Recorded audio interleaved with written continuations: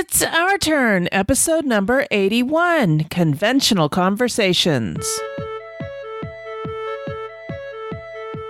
In this episode, Sarah Reed and I talk about the conventions we've attended recently, and I interviewed Donna Pryor from Orca Con.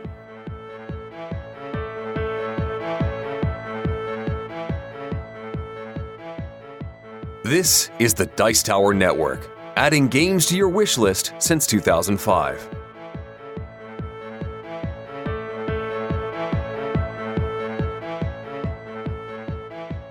Hosting for this episode is generously provided by our fantastic supporters on Patreon.com. If you'd like to help us out by pledging $1 per month or more, please visit patreon.com/OurTurnPodcast. Every dollar helps us to keep this show going strong.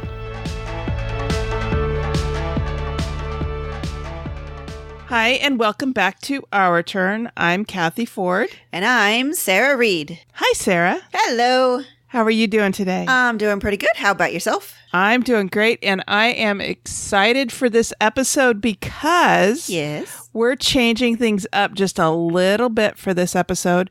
Normally, we start off talking about what games we've played lately, but Sarah and I have both been to conventions, and Sarah has been to a very special convention, and I have been to a very fun convention. And so instead of talking about what games we've played at those conventions today, we're going to talk about those conventions themselves.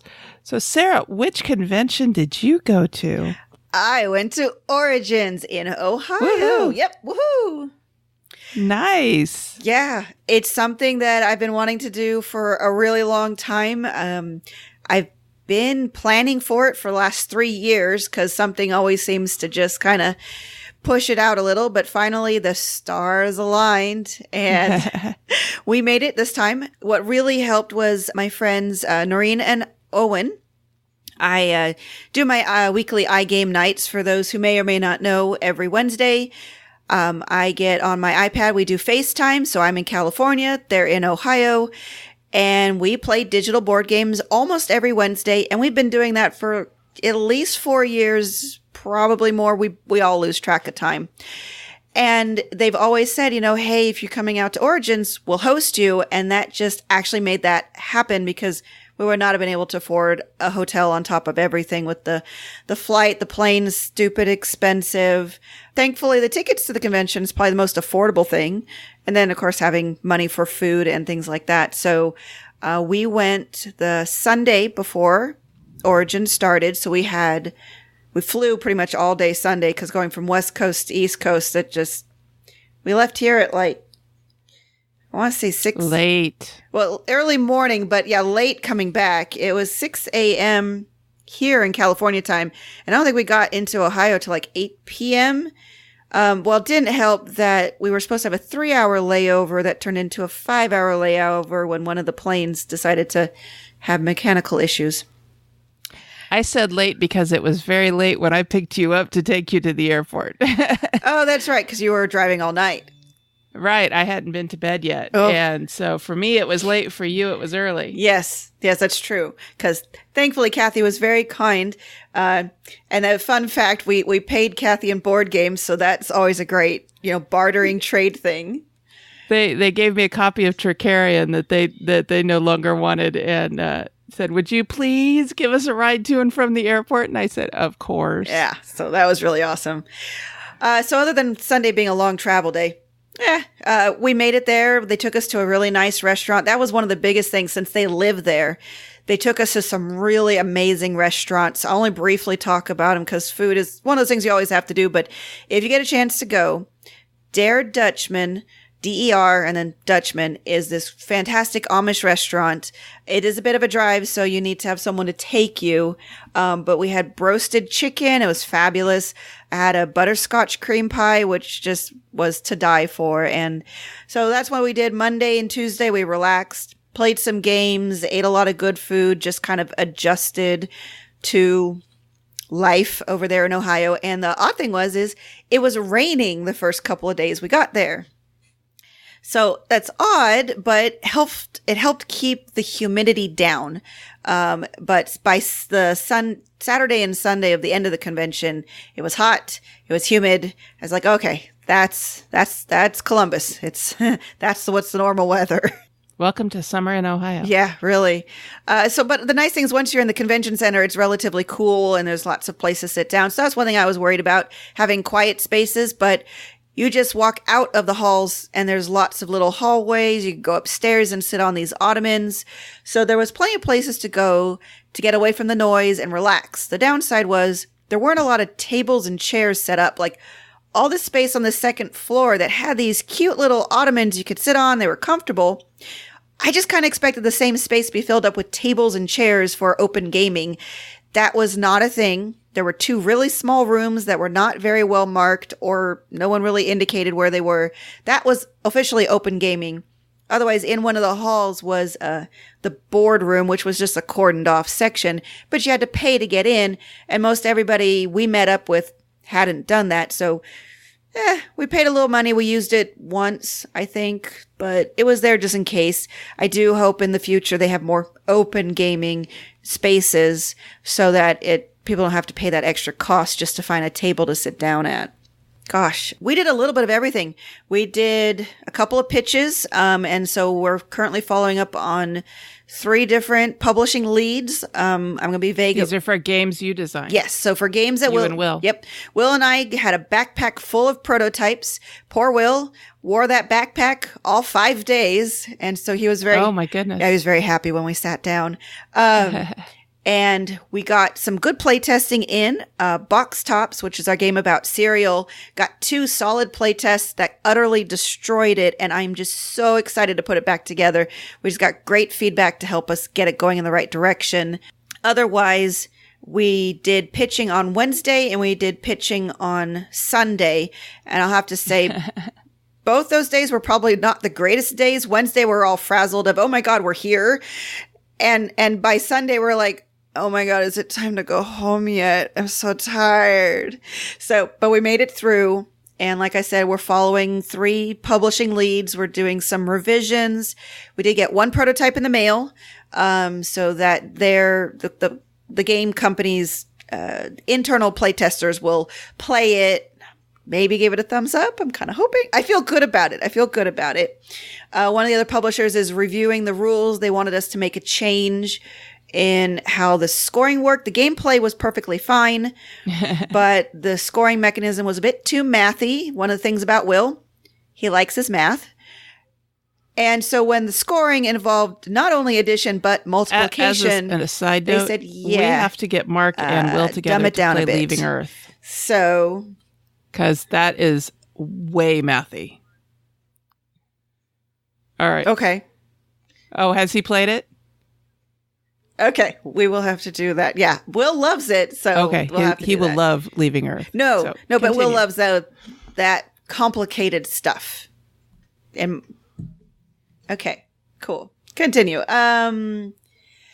So we did some play testing, we did some pitches, and otherwise we walked a lot. We demoed some games. We bought some games, not much. Thankfully, I had taken a rolling bag for as a carry-on to have some things in it, but it was mostly empty, and we just bought some expansions, like some more Star Realms stuff, and so got it all to fit in there. So that was good. And otherwise, my main objective with Origins was to just meet people. So everywhere I went, I think I only missed a couple of people that I met. I forgot to take selfies with, but I just did the best I could to meet people that I knew online or talked to a bit online. And the funniest thing is almost everybody recognized me before I recognized anybody. And I think 2 reasons. One, I pretty much had the deer in the headlights look the whole time. I was like overwhelmed in a good way, but it meant that I couldn't really focus on people. Like it was hard for me to, really look at people. So I felt bad that everyone's like, hey, Sarah. And I'm like, oh, hey. And then sometimes I don't recognize them because I don't see their face on Twitter or whatever. But that's where you look at the name badge and you make sure they turn it around and you're like, oh yeah, I recognize, your name, because that's one thing about Twitter. I think that's one of the things I do differently is I do take selfies and other pictures. And so people are more used to seeing me on Twitter. I will say next time I go to Origins, which I'm hoping 3 or 4 more years can go again. I need a better phone. My phone is crappy. So I gave Cathy a bunch of pictures. The good pictures are with somebody else's phone. The crappy fuzzy pictures are with my phone. So we'll see what she uses of them. But yeah, I was just so excited. I got, like I said, meet people. I think if I were to pick one story about meeting somebody I know online, it would have to be Suzanne. So she was, of course, in the Dice Tower booth. This was Wednesday, because the Dice Tower, okay, let me back up. Origins was set up in 3 halls. The middle hall was the vendor hall. That was not open Wednesday because they were still setting up. So the left and right halls, which were A and C, were open on Wednesday, which is when you get your badge and stuff. And most of that was tournament space, the board game room, a few vendors, but like I said, mostly the open gaming, or not open gaming, but like tournament event gaming. But the Dice Tower had their booth in Hall A. So she was there Wednesday. I went up to her and I was actually nervous. I was like, oh my God, I'm going to meet Suzanne. So I had total fangirl moment and I was like, oh, it's Suzanne. How's she going to react? I'm like, I don't know, but I'm okay. Nerves, calm down. So I took a deep breath. I walked up to her. She was taking a sip of a soda or something. And I go, hi, Suzanne. And she looks up and I'm like, I'm Sarah. And I don't even think I finished the whole thing. And she just started like squealing. It's like, oh my God, it's Sarah. And then she's like, can I come over there? And I'm like, you're on the private side of the booth. I'm on the open side of the booth. So sure, come on over. But she was just so excited to see me too. So she ran around and we hugged each other and we got talking for a little while. Mandy was there. And I mean, I don't think we spent more than 5 minutes just talking and chatting. And I got to introduce them to, Noreen and Owen, of course, Will. And it was so much fun to do that. And there were a couple of other times I walked past booths and the people there recognized me. So like, James Hudson of Druid City Games, he recognized me and I was just totally looking for another booth at the time. And so we stopped, of course, said hi, took selfies.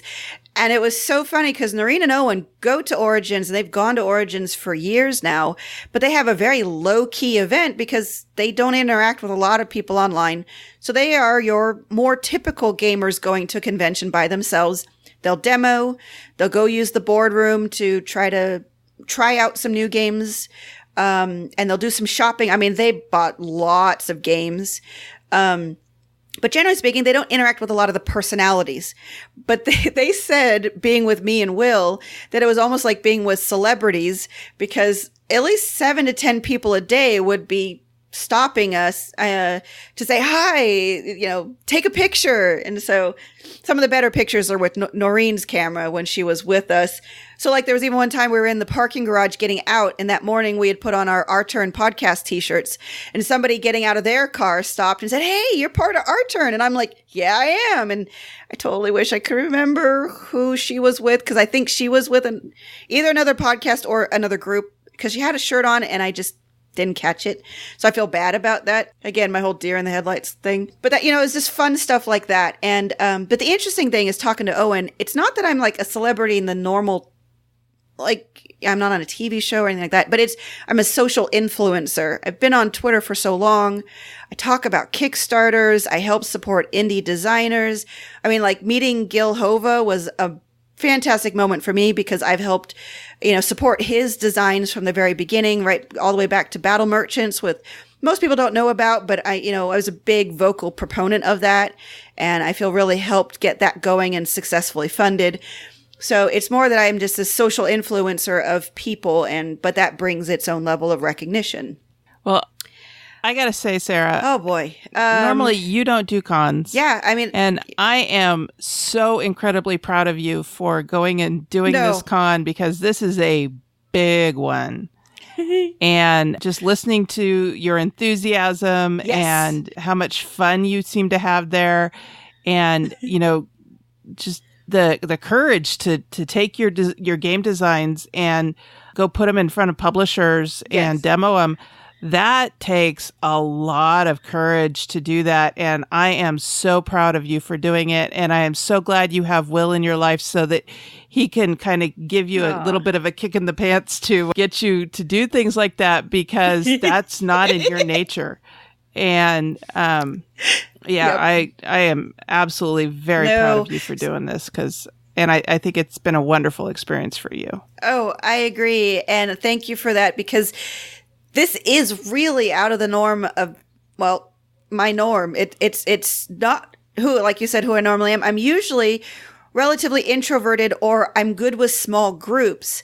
And I'm it's easy for me to be vocal on Twitter because I can choose the time and, when to interact, and it's a controlled interactive environment. But going to the convention, I got to say that was my biggest concern is, am I going to be so overwhelmed that I'm paralyzed? Because I do have some extroverted tendencies, but a lot of introverted tendencies. But thankfully, with just how welcoming and excited other people were to be there, I felt like I was completely comfortable the whole time. I felt, I don't know, it's hard to say. I think at one point I said, I feel validated. Like I was not only in my element of other gamers, but I was being validated as a person, as a designer, as a gamer. It's just like, these are my peeps and this is awesome. And your imposter syndrome went away. It did. It was just, you're right.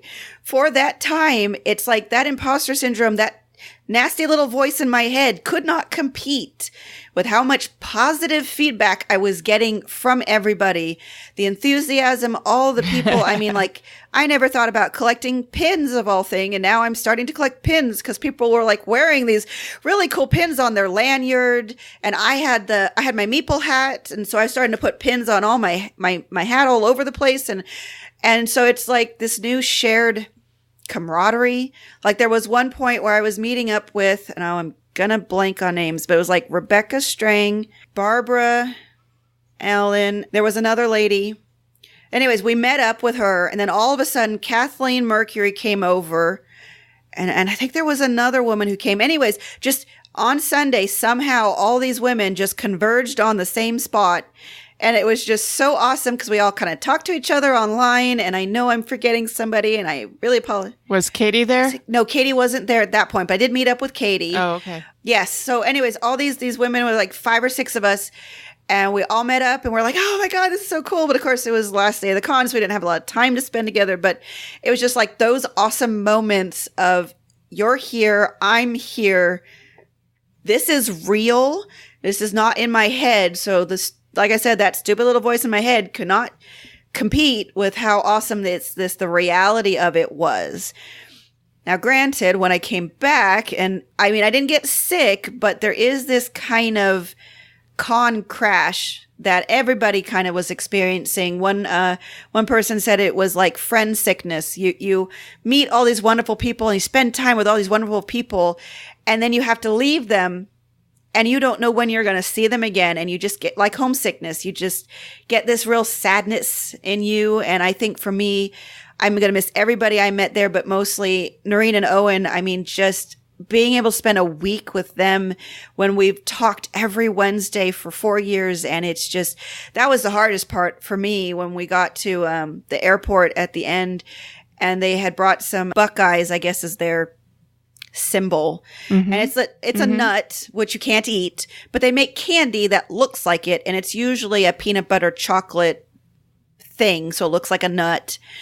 And we had bought a container of them, and there were 4 left. So Noreen had brought them to the airport, and, right before the TSA checkout line or check-in line, she pulled them out and she's like, okay, here, everybody, we're going to celebrate. And then all of a sudden Will's just throwing it in his mouth, and he's like, huh? What?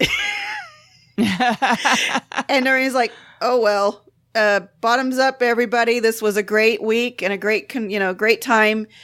hope you can come back soon. And just, that was like, I almost cried at that point when we're walking away down the line. I was like, oh my God, I'm not going to be able to see them again. And I was like, you're going to talk to them at least. Because that's one thing, we use FaceTime for just the audio. So yeah, I still got my Wednesday iGame nights, but oh my God, 3 or 4 more years, I better be able to go again.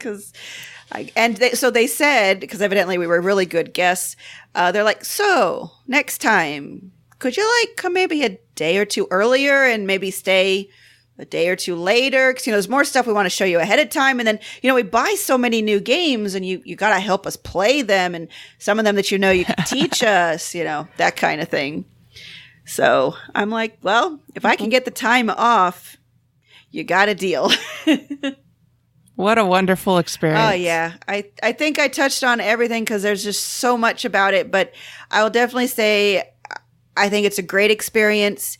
I can see why they say you've got to go to bigger conventions to get those relationships more solid. It's not that you can't be a designer or a media personality or whatever online only. It's just, it's made so much easier when you see people face to face. And so, I mean, like I said, this is not something I do out of the ordinary. I mean, this is out of the ordinary to do, and I'm really glad we could go. And it makes me hopeful because my back did fantastic. I still had allergies because that place is full of trees. It's green. It's flat, green trees everywhere. So still had lots of sinus issues.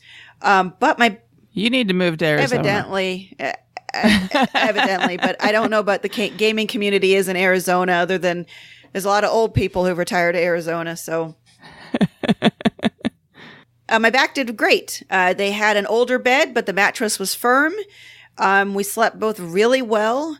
So I'm very encouraged by that because I know there's some stuff in California. I'd love to do some stuff in the Bay Area.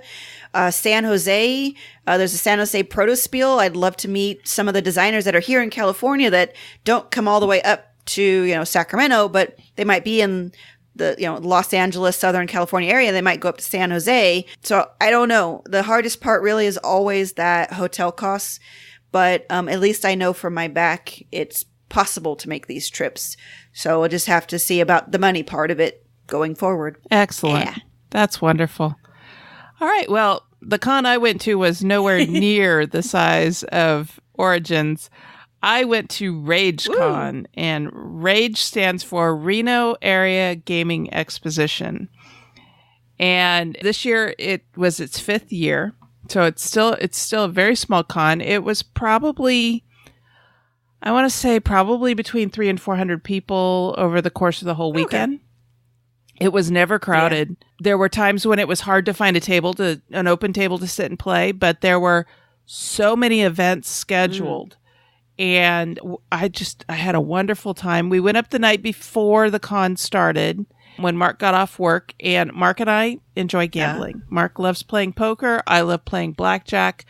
And so we went up to Reno. We went over to the Pepper Mill. We stayed at the Con Hotel, but which is Whitney Peak, which is a non-gaming hotel. There's no casino in the Whitney Peak, but it's a very nice hotel. We went over to the Pepper Mill, which is in the past has been one of our favorite places to go and play. Mark went to the Pepper Mill poker room, and I went and played blackjack. We took a couple $100 each to go play with, and we were, we have this rule that we don't go gambling with what we call scared money. If it's got to pay the SMUD bill or the PG&E bill or the rent or whatever, you don't mess around with that. That's a good idea.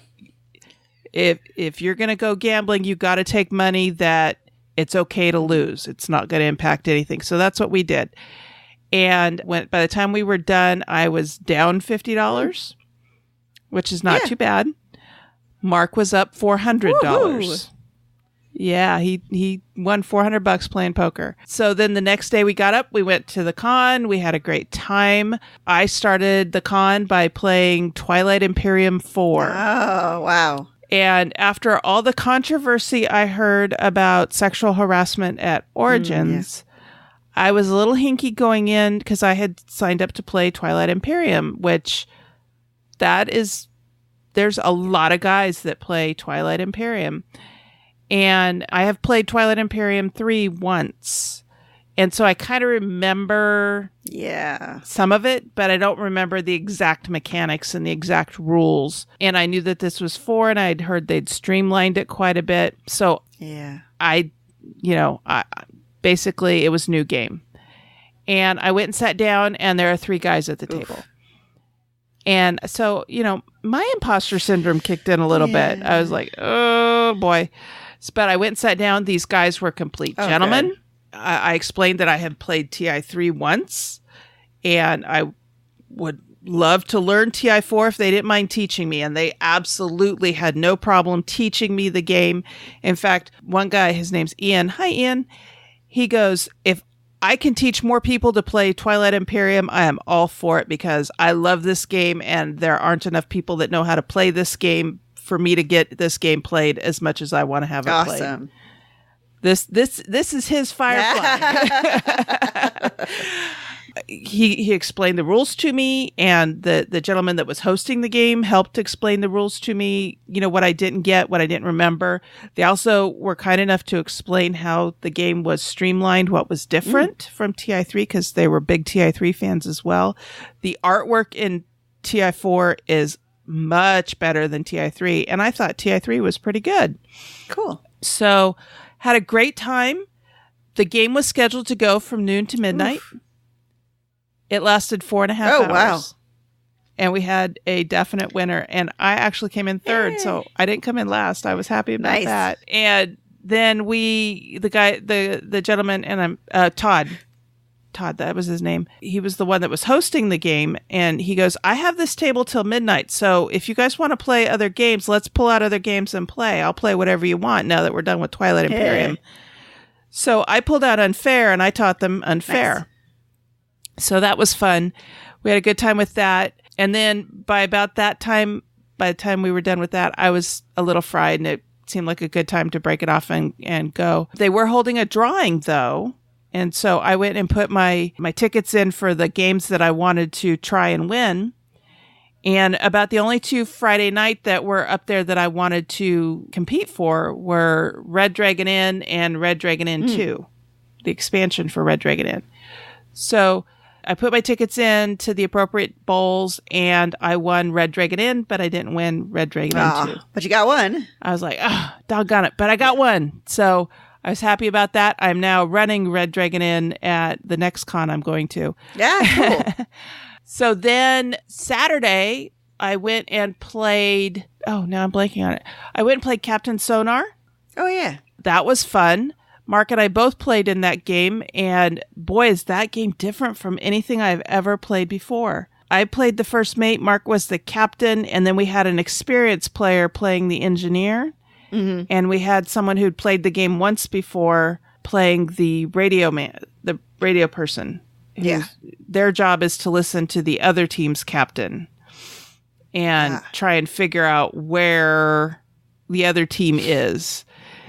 And our job was to try and figure out where the other team was based on what the radio person was reporting, and try and stay hidden from the other team while we tried to shoot them down. We got our butts handed to us. Yeah, we got shot out of the water. It was completely a fun experience. I absolutely want to do that again. We actually have Captain Sonar sitting on our game space of temporal insufficiency, and I want to play it a time or two more before I move it over to the played games shelf. And we also played another game called Battle Sheep. Have you ever heard of this one? Sounds familiar, so I've probably seen it. It is basically, hey, that's my fish with sheep. Oh.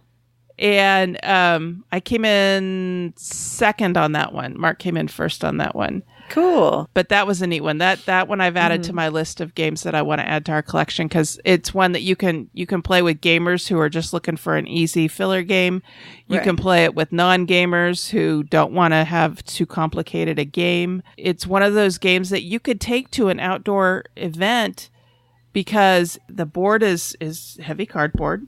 And then the pieces are these little, I think they're cardboard discs, but they're like wrapped in plastic with the sheep art on it. Oh, nice. They're really nice quality components. and they're not going to blow away in the wind. Yeah, I mean, that was a really fun game. We entered, it was one of the play to win games, and so we entered to try and win that. We didn't get it, though. Yeah. Mark also took a fancy to a game called The Baby, or the Dingo Ate the Baby. Yeah, I've seen that. And I was like, why?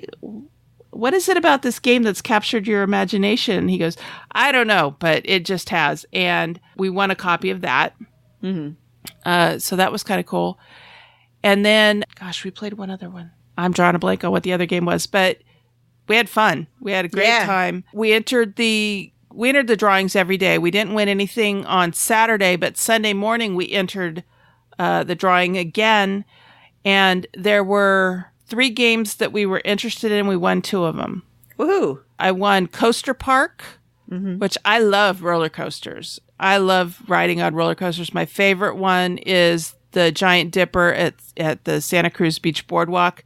It doesn't go upside down or anything, but I can't get enough of riding that roller coaster. I absolutely love it. But I will go on roller coasters that go upside down or have steep angles or whatever. I love roller coasters. So when I saw Coaster Park and I entered to get it and I won it, I was just absolutely thrilled. And then the other one I won was called Unearth, which I've heard reviewed on the Dice Tower. And I don't remember much about the review other than they liked it and it sounded intriguing to me. Yeah, I've heard good things about it. And so when I saw it on the shelf, I actually saw it on the shelf Saturday and I entered to win it and I didn't win it. And then I saw it again on Sunday. And so I put it in to get it and I got it. Nice. So we haven't played those yet. We haven't played any of those yet, but I am looking forward to getting those to the table, especially Coaster Park. That one looks like a lot of fun. I haven't even cracked the shrink on it yet, but it does look like a lot of fun. So cool. Yeah, we had a great time. I just realized I didn't really talk much about the games I played at Origins. So very quickly, we played a couple of games at Noreen and Owen's house. They taught us My Village because we have a copy of it and we wanted to, get that played. And so, we played it. It confirmed that it was a good purchase for us. I could have sworn we played a couple other light games. We taught them Sky Joe. They taught us 11 Nimit and 21. Oh, yes, Century Spice, because I was pretty sure I wanted Century Spice Road.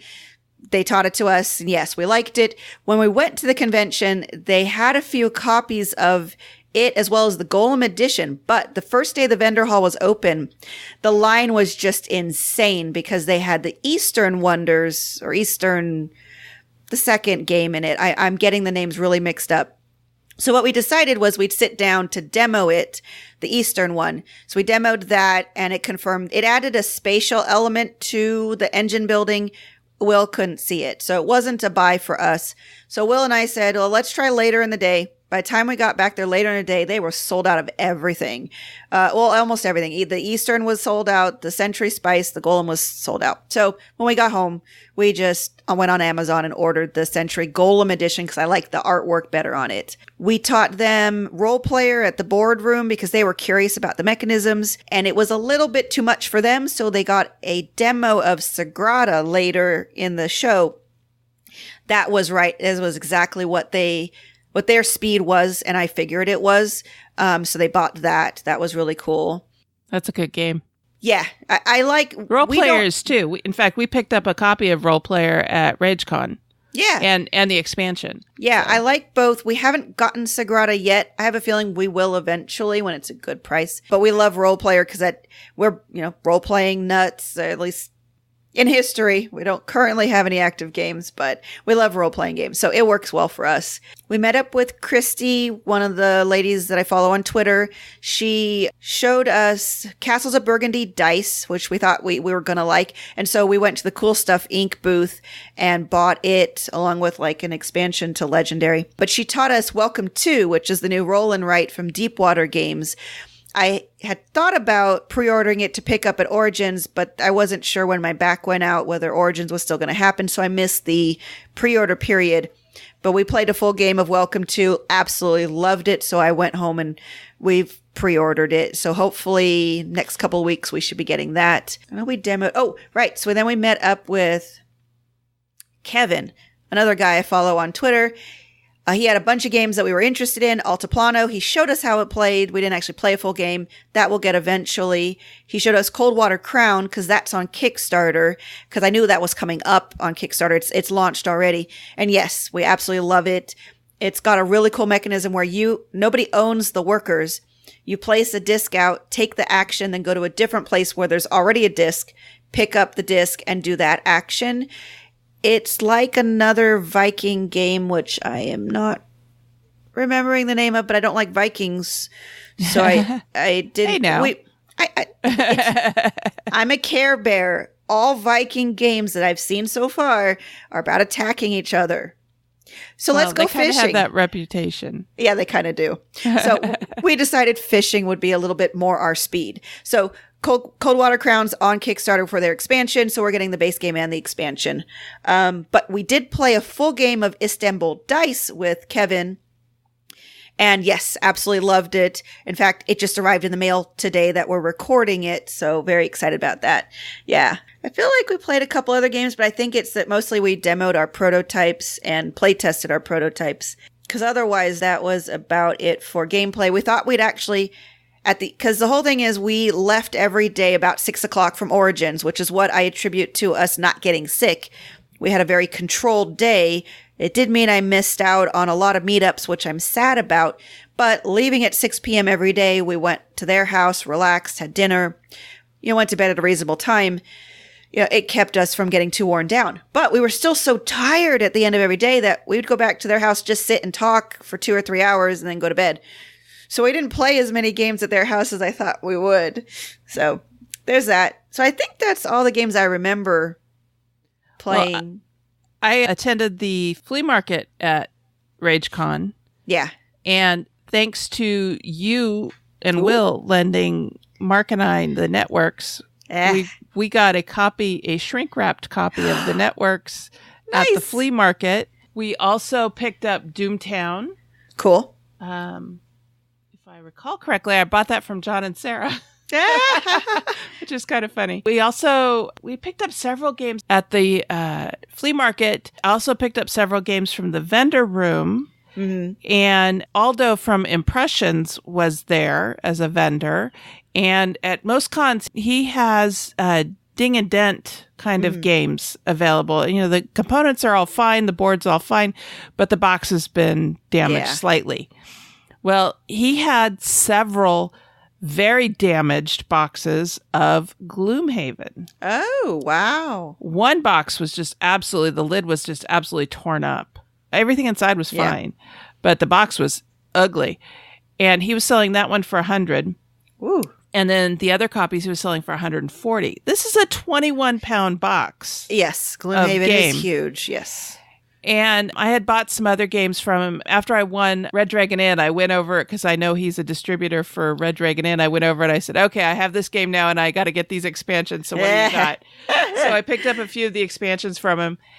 And I said, I would like to get Gloomhaven, but it's such a commitment game. Mm-hmm. I mean, yes, it does have a single player mode. So technically I could play it by myself. Mark and I could play it together, but it's a big game. Yep. And I said, but 140 is just... That's a lot. Yeah. And he goes, you know what? You've bought stuff from me this weekend, and it's Sunday afternoon, so if you want any one of these copies of Gloomhaven for $100, it's yours. Ooh. And I went over and I said, Mark, here's what he's offering. Mark walked over and he goes, I won $400 at the Peppermill. Here you go. Hands him a $100 bill. We walk out with a copy of Gloomhaven. Oh, that's awesome. I also picked up Indian Summer. Okay, cool. I picked up Altiplano. Ah, yes. So I'm trying to remember what else I picked up. I don't remember. We picked up a lot of stuff. Yeah, you guys got a lot. We got a lot of stuff. So plenty to review over the coming year. Yep. Oh, that was one other thing I remember. Van Ryder Games did the graphic novel Choose Your Own Adventure game books. And I couldn't do the Kickstarter. Or when the Kickstarter was live, I didn't have a whole lot of money and I only wanted like 2 of the books. But the way their pledge levels worked, it was all or one. There was no way to like pick and choose. Oh, okay. So he had a booth there and it was late Saturday night, right before they closed. I was like, okay, let's go over and buy 2 of them. And this was also because of Kevin. He had bought the Old West one, which I'm blanking on the name. It's like Our Town or Your Town, something like that. He had shown it to us, and we were like, okay, that's awesome. We're going to go buy that. So I went over there. We bought the Western one and then one other, which again, I'm blanking on the name, but it was the more Japanese or something about a goddess. Anyways, those books look really amazing. Now, I need to print out the downloadables because in the back of the book is where you can write in because it is a choose your own adventure graphic novel. So you read a bit and then you have lots of panels with choices and you go to different pages. With the Your Town, it's actually a city builder. So in the back of the book is a 2-page spread with a grid map, and it shows you how you draw in different buildings. But I'm like, I don't really want to draw in the book and damage the book. So thankfully they understood most people wouldn't want to. So you can download them. So I'm hoping we'll get to that sometime soon. Will and I will play it together because it is a solo thing.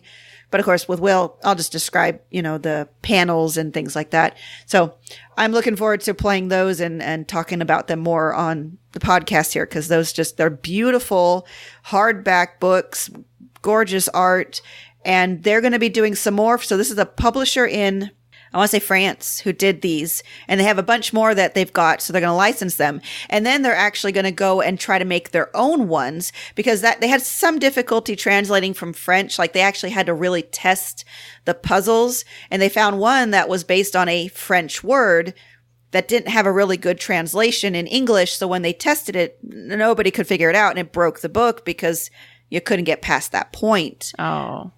But they fixed it. So that was a bit of testing. So they did a lot of work to make it good for English audiences, but they're inspired by them. So I actually got a chance to talk to AJ. It was actually funny because we went Saturday night. I tweeted about it. I tagged him or his Twitter handle. And then he wrote me back on Twitter. He's like, when did you come by the booth? Because I wasn't there. And I was like, well, it was late. And he's like, oh my God, I must have gone to the bathroom. You've got to come back on Sunday. We got to meet face to face. And I forgot that AJ was another one of those guys that I supported a lot with my social influence in the early days and consistently. So it was cool to meet him because I didn't know what he looked like because he uses his logo everywhere on Twitter. So it was fun talking to him. And so he's talked about the ones they're going to do in the future. And Will and I were like, you've got a lot of serious ones here. What about some comedy?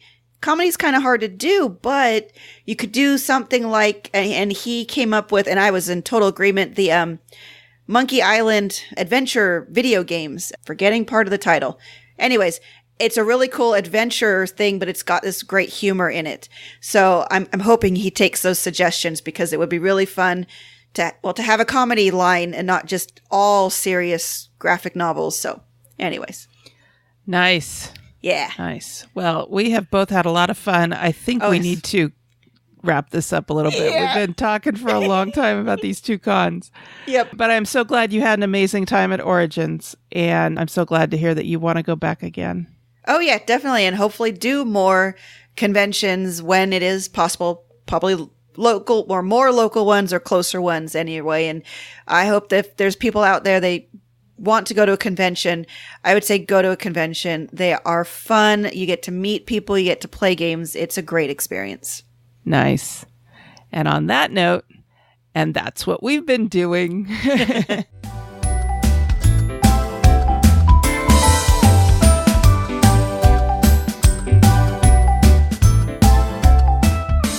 Today for the interview, I am joined by Donna Pryor. Donna is the executive director and the founder of Orca Con in Bellevue, Washington. Donna, welcome to Our Turn. Hi, thanks for having me. Oh, I'm delighted to have you on. I haven't talked to a convention organizer yet, and I love going to conventions. I'm going to start with a couple of basic questions, though. Sure. What game got you hooked into the gaming hobby? Probably my first experience just in general with games was when I was in high school. I mean, I used to play cards, spades and all that kind of stuff when I was younger, and, the usual Monopoly and Clue and whatnot. But the first game that I wanted to hook was actually Dungeons and Dragons back in 82. Oh, cool. And then the boys that I hung out with told me that girls don't play D&D.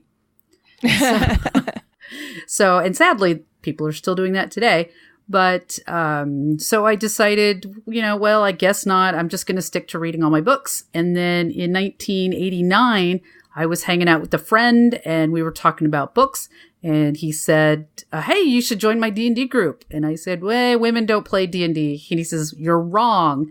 I have 2 women in my group already, and you should join us. So they taught me how to play. They handed me a stack of Forgotten Realms novels, and I fell in love with games, and it opened a whole new world to me that I didn't know existed. Nice. Yeah.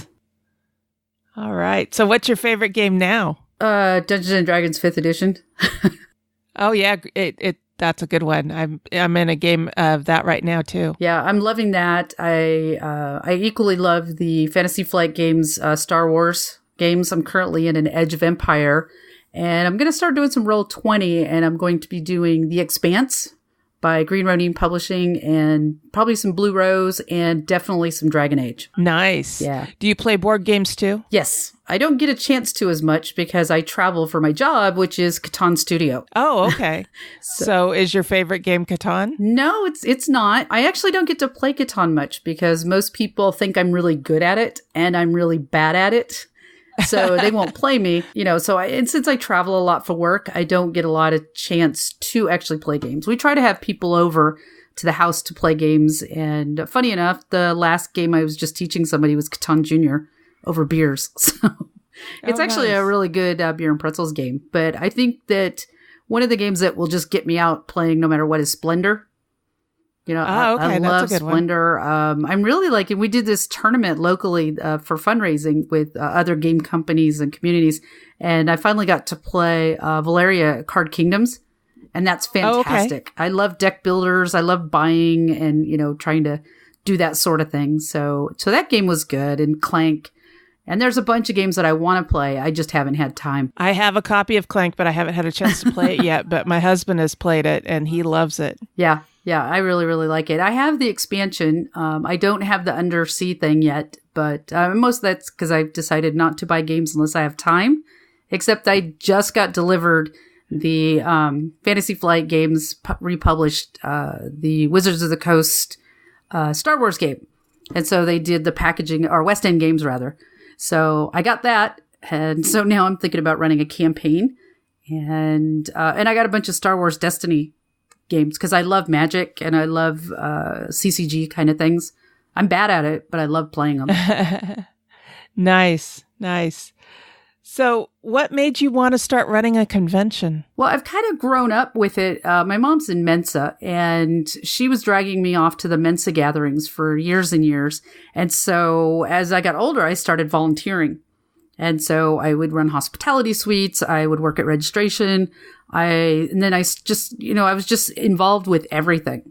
And I've been going to conventions for years and years, fantasy, sci-fi, and games conventions. And I've always felt like when I've been in a room, sometimes I've been the only woman. And then sometimes when there are other women, they're moms, wives, sisters, daughters, and they're not actually playing games. And either they're not interested or they've had a bad experience. So I'm kind of by myself in that. And, I've been sexually harassed at cons. I've been treated poorly. I've just had so many bad con experiences that when it came up as we were talking, it actually came up because we were at another con, which is another local board gaming con. And I was sitting around with my friend Steve, and we were talking about, man, I wish there was still a con back up north in Snohomish County, which is a county north of Seattle, in King County. It's north of there. Because he and all of his friends, my husband and all them, they used to all play games together at this other con that went under years ago. So I said, well, I'll just start one. And then that's where the idea came from. That was back, I think, in like 2014, maybe. And so we had like a year and a half to plan before we did our first one. And I put together a Kickstarter and away we went. We thought we were going to have 300 people. We had 800. Oh, wow. Yeah. And then year 2, we had 1,000. And then this year we did 1,200. Nice. Yeah. So it consumes a lot of my life when I'm not doing my 40-hour work job. I can imagine. So where did the name come from? So the orca is pretty much a symbol of the Puget Sound, Pacific Northwest up here. So we decided, that there's a lot of places that use a mascot. Like one of my favorite con names is Chupacabra Con. So we decided, well, why not go to Orca? Orcas. That's going to be our mascot. So we went with Orca Con. I just remembered I interviewed the founder of Chupacabra Con. I forgot about that. Oh, yeah. Wow, that's cool. Now, you had just mentioned that you've been harassed at conventions, and there's a lot of chatter right now about harassment, about an incident that took place at Origins. Yep. Oh, no. Let me back that up. There's only one that people are talking about. That's the same person that they're talking about actually harassed numerous women, but who are not coming forward. And there's another dude that works for another game company who is also, well, I can't get, there was a lot of bad stuff happening, but there's only one that's really being talked about. Okay. Now, have you had any harassment incidents at Orca Con? No, we have a zero harassment policy at our con. It was actually the first thing that I made up. And a lot of those guys don't want to come to my con because they just call it, oh, you're just a social justice warrior con with your feminazis.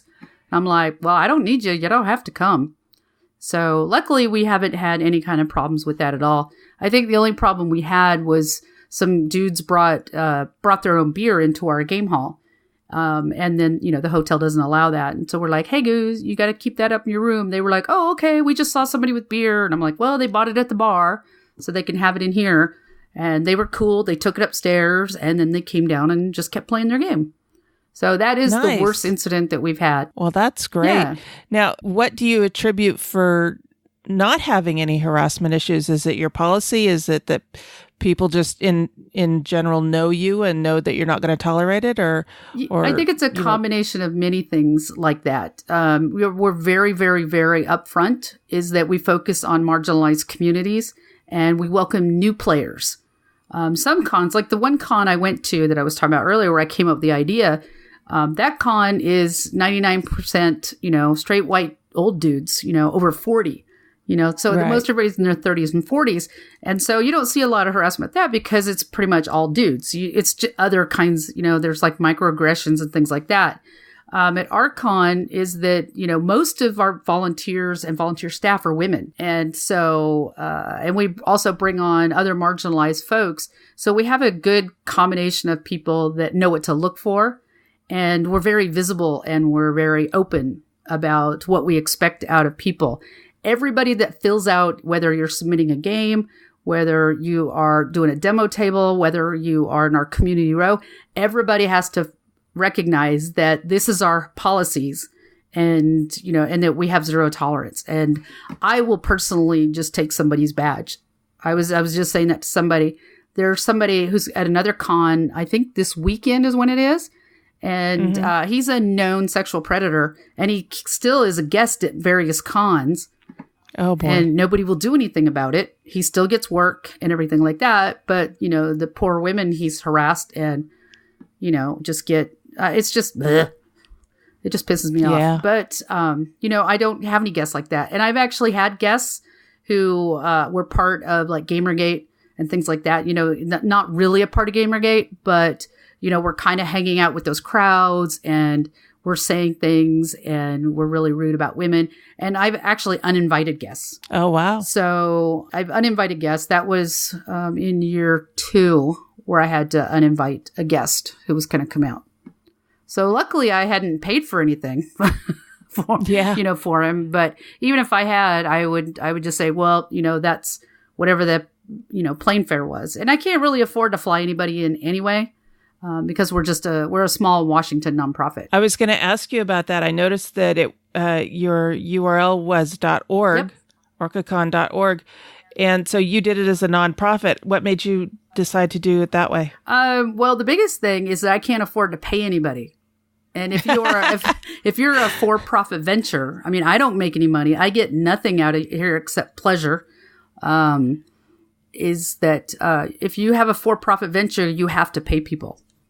You have to pay them by 1099. And I can't afford to pay people for the amount of work they're volunteering to do. That's a good plan then. Yeah.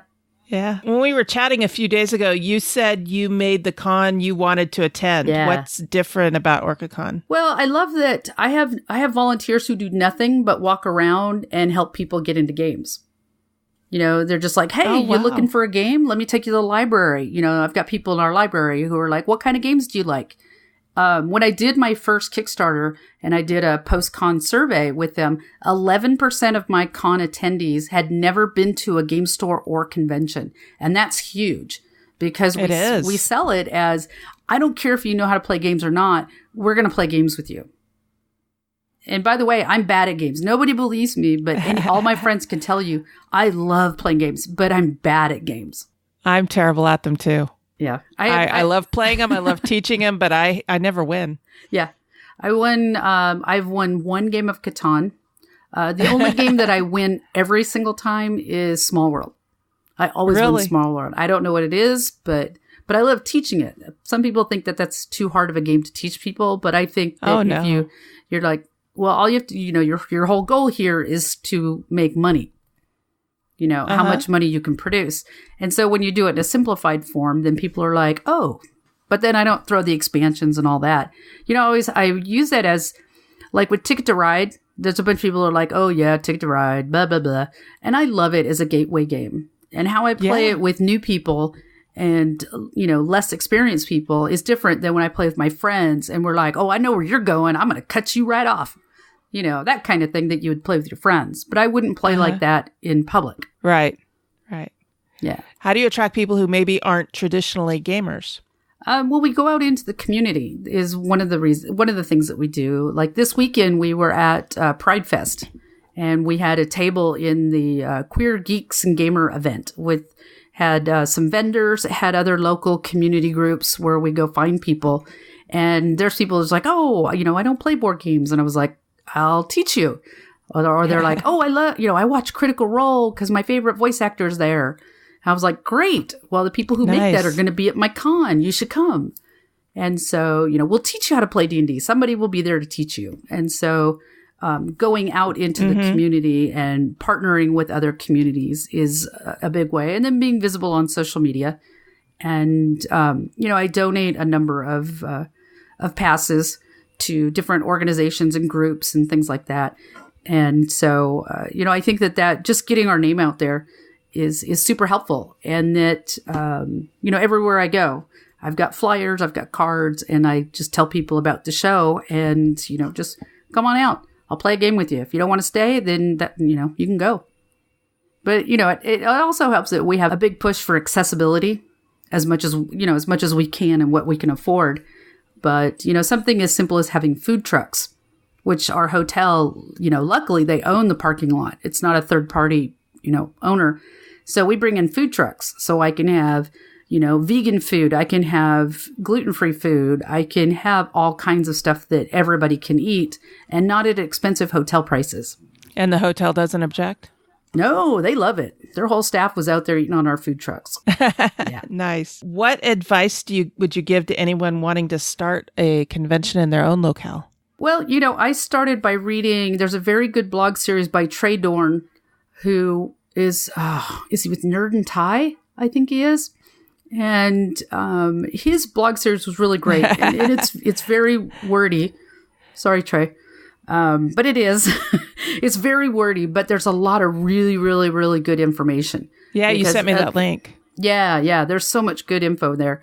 And really, I think that the number one do is to start volunteering at cons yourself and spend years doing that. I also volunteer at Norwest Con, which is a local sci-fi fantasy con. And so I'm the games track lead. So I source all of the professionals in the games industry to come do panels about making games. So I do that. I'm submitting panels for WorldCon. I'm going in on thankfully there's an LGBT scholarship. So I applied for that and I'm in. And to give back to the community, I'm also doing a number of panels about building community and things like that. Wow. I've heard about Orca Con on other podcasts, and it's one of those that I would love to get up to. And now you hold it in January, right? Yeah. And it's in Bellevue, Washington, which is near Seattle. Yep. Seattle? Just across the lake. Yeah. Oh, nice. Nice. Yeah. So when you're coming up, if you're coming up from the airport, you basically can go straight north and go to Seattle, or you can veer off a little up the 405 and just go around the bottom of the lake up into Bellevue. Okay. So it's really the same distance, pretty much, mostly, from the airport. What advice would you give to someone starting a nonprofit organization? I have no idea. We filled out the stuff for our Washington nonprofit, and then we restructured because I had done Kickstarters for the first one. So I had set up LLC when we started doing it, which you can't do as a nonprofit. So we changed our business model, and we're in the process of getting our 501c3. Oh, okay. So that's for people with better brains than me to figure out. Okay. I'm just the face. I'm the one that gets to talk to everybody. But I've got other folks that are working on that. Okay, great. So, yeah, and there's all different kinds of nonprofits. So that's a thing to research. And, it helps if you volunteer at one because you're also going to learn, how to do things. Right. All right. So where can people connect with you online, and where can they find out more about Orca Con? Well, we're really easy because we're at orcacon.org. We're on Facebook as Orca Con. We have a Facebook group called Orca Con Community. We're on Twitter as Orca Con. And I started an Instagram, but I was bad and didn't put anything on it yet. So, that's one of the things I'm doing is I've got a friend who wants to come on and help me with social media because I do all the social media stuff too. It's tough keeping up with social media, isn't it? Yeah.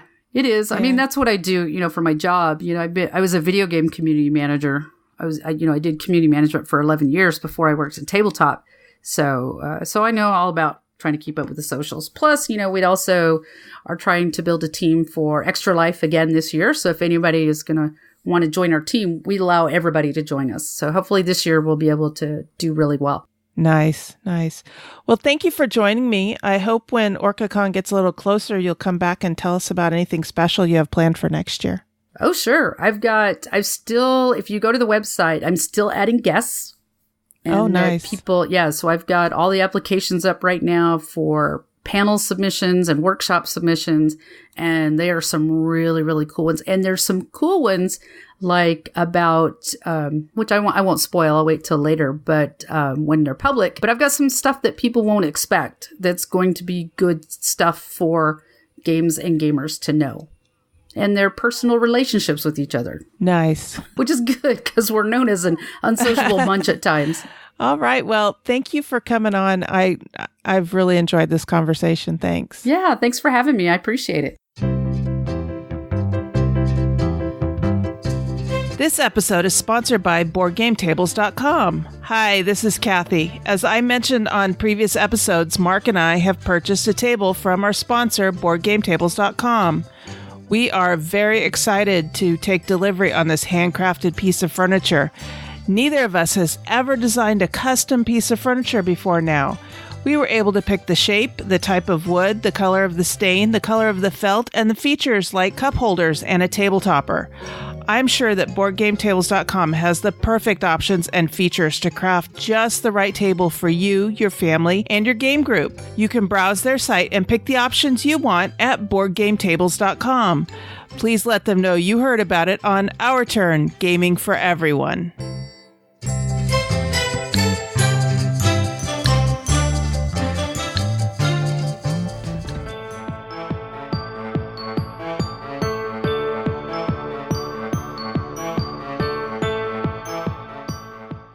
All right, so now we're winding things down and looking forward a little bit. So, Sarah, what have you got on your plate in the next week or two? Well, in the next week or two, we've got 4th of July coming up. Will's real excited because he's been saving up to get some more glass shelving from IKEA for the Lego room to have some nice, fancier. Right now we have some plastic gray shelves that are for like gardening supplies. It's ugly but usable. You're going to class up the Lego room. We're classing up the joint. So we had gotten 2 already because they're individual, like square but tall. Mm-hmm. And so he has 2 side by side near a corner, and then so going around the corner, he wants 2 more of them to replace the other gray shelf. So he's finally saved up enough. And so we're like, well, we need to go get them. And I hate going to IKEA in general, but they've got good furniture. You can't argue with it. So hopefully 4th of July, I have no idea what the traffic's going to be like. I have no idea what people are going to be, whether they're going to be there or not, but we'll be going. And then otherwise, we've got lots of games to play because we got some at Origins and we came home and bought a bunch online. And then I'm just really excited for the game design meeting. We have the second Saturday of every month up at the game, what is he named now? The Game Getaway in Old Folsom. So we've got Haven's Vault revised. We've still got Slime Farmer. It got one partial demo at Origins, which showed that it still works, but we actually need more feedback on it. So hoping at least those 2, because I think Box Tops is going to take longer to revise based on the feedback. But yeah, I'm really excited to get people's feedback on the changes that we've made to the prototypes we've got ready. So very exciting. Nice. Well, Mark and I are moving. We're not moving far, but moving is always an ordeal. Yeah, it is. We're moving from South Natomas, which is in North Sacramento, to Citrus Heights, which is northish of Sacramento. Kind of. Northeast of Sacramento? Yeah, northeast-ish. We lived in that area of Sacramento where Citrus Heights is for, 17 years. Mm-hmm. And then we moved to South Natomas, and we've lived here a year, and now we can't wait to move. It's just, there's nothing wrong with South Natomas. It's just, we're not happy with the complex that we're living in. And Mark has gotten a job in Folsom, which is further northeast-ish of Sacramento. And so right now, his commute, which happens at like 3:30 in the morning, still takes about 40 minutes for him to get to work, even though there is zero traffic. It's just that far. Yeah. And so we decided we were going to move out of this complex because we weren't happy here. We were going to move to a complex that was at least going to shorten his commute. Right. And so we have found one in Citrus Heights, which literally halves his commute. The distance of his commute. It's a beautiful complex. It's nice. It's got great amenities. We managed to get a cottage, which means no upstairs neighbors, and we only have one wall shared. Nice. It's a beautiful little apartment, so we're looking forward to that. We also, as I have mentioned in the advertisements for our sponsor, BoardGameTables.com, we have bought a BoardGameTables.com table. Yeah. And we're just sitting here going, when's it going to get here? When's it going to get here? And we were looking at the prospect of it coming as we were moving or just after we were moving. And I was thinking, gosh, if it gets here before we move, I'm not going to be able to unpack it. Yeah. Why unpack it just to have to take it apart and pack it up again? So might as well just leave it packed. But now we're moving towards the end of July. I checked in with BoardGameTables.com, and we're like next-ish in the queue for them to start building our table. And they have told me that they will send me pictures because I reminded them that they're our sponsor and that I would like to be able to show pictures of our table being built. So I'm looking forward to that. And I'm looking forward to getting the table, getting it into this new apartment, and having people over to play games in an environment that's going to be just perfectly suited for it. So, yeah, that's the big thing that's on our plate right now. We also have Midsummer Conquest coming up. This is a new con here in Sacramento from the same folks that do Conquest Sac and Conquest Avalon, which are normally held in March or April or November, respectively. They decided to add a third one in the Sacramento area called Midsummer Conquest. It's going to be in the same venue as the other two are held, which is currently at the McClellan Events Center. McClellan is a former Air Force base here in Sacramento. The venue is okay for a con. This is still a very small con. Both Conquest Sac and Conquest Avalon are still considered small cons. I have a feeling that because this is its first year, it's going to be a very small con. But I'm running Unfair on Friday, Photosynthesis on Saturday, and Firefly Adventures on Saturday. And I think I'm also running Red Dragon Inn on Saturday. So, and then the con continues on Sunday. So I'll just have time to play whatever on Sunday. So that'll be fun. So some fun stuff coming up, some not so fun stuff coming up, but I'm still looking forward to moving anyway. Yeah. So I'm trying to downsize our stuff a little bit, not gaming stuff, just the rest of, the unimportant stuff. Oh. Mostly Mark stuff. No, I'm kidding. I'm kidding. But we're trying to downsize a little bit, get rid of a lot of stuff that we just don't use anymore. Our lives have changed, and we've held on to some stuff that, had some sentimental feelings to them, but value. Now we're kind of looking at it going, no, I'm over it. And so we're donating a lot of stuff and just tossing a lot of stuff out. So, and that feels good too. So anyway. Right. That's what we've got going. So Sarah, if people want to quiz you about your trip to Origins and all of that kind of thing, how can they reach out to you? Oh, the best thing would be Twitter. I'm at EurogamerGirl, EuroGamerGirl. Really, that's honestly the best way to reach out to me. I'm hardly on Board Game Geek anymore, but if you want to send me a message, I might get back to you in 2 weeks, and that would be Silva Shadow, SilvaShado. Otherwise, I do help post on the Facebook, Our Turn Podcast Facebook page, and that's about it. And to get a hold of me, I'm on Twitter at Our Turn Podcast. I run that account. I also have my own account, but I don't check it very often. It's Cathy's Brain. It's CATHYSBRAIN. You can also check out our guild on BoardGameGeek.com, which is guild number 2600. And as always, you can check out OurTurnPodcast.com, and that's where you can find our show notes. I'll post Sarah's pictures from Origins. I've got a couple of pictures from RageCon, so I'm just not great at taking pictures like you are, Sarah. I need to get more in the habit of doing that. Yeah. Maybe set an alarm for myself when I go to a con that says, remember to take pictures. Remember to take pictures. So, but I will post Sarah's pictures in the show notes for this episode, which you can find at OurTurnPodcast.com/episode 81. All right. Well, thanks for joining me today, Sarah. Oh, yeah. On behalf of the entire Our Turn podcast crew, that was our turn. Now it's yours. Thank you for listening. This episode was recorded on July 5th, 2018, and is written and produced by Cathy Ford and Sarah Reed with assistance from Mark Ford. Next time, Annette Villa and I will discuss unique games. We want and encourage your questions, comments, and feedback. Please call 916-426-2873 and leave us a short voicemail, or send an email to feedback@OurTurnPodcast.com. Our theme music was composed by Adriana Crickle. Incidental music was provided by Purple Planet Music. Please check out our show notes to learn more about these talented artists. The material in this episode is copyrighted under Creative Commons Attribution Non-Commercial No Derivatives 4.0 International License. If you want to learn more about the conventions discussed in this episode, please visit our website at OurTurnPodcast.com/episode 81. We are proud members of the Dice Tower Network. You can find out about other shows in the network like Board Games with Panda, Tabletop Game Talk, or The Family Gamers by going to DicetowerNetwork.com. Thank you for your support. If you like what you heard, please tell your friends about us.